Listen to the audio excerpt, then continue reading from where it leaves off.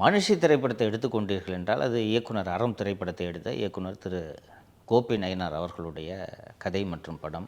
கோபி நயினார் அவர்களை நாம் அந்த அறம் திரைப்படத்தில் பார்த்ததை விட வெளியில் அவருடைய அறச்சீற்றங்களை நாம் நிறைய பார்த்துருக்கிறோம். அவர் அப்போது எப்படிப்பட்ட கதையை படமாக எடுப்பார், அந்த கதையை படம் பண்ணுறதுக்கு வெற்றிமாறனை விட்டால் இன்றைக்கி மார்க்கெட்டில் ஆள் இல்லை. அதான் யதார்த்தம். பெரிய பெரிய திரைப்பட நிறுவனங்கள் இருக்கிறது, ஆனால் இந்த கதைகளை எடுக்க மாட்டார்கள். நாம் பலமுறை சன் பிக்சர்ஸ் பற்றி, கலாநிதி மாறன்களை பற்றியெல்லாம் பேசியிருக்கிறோம்.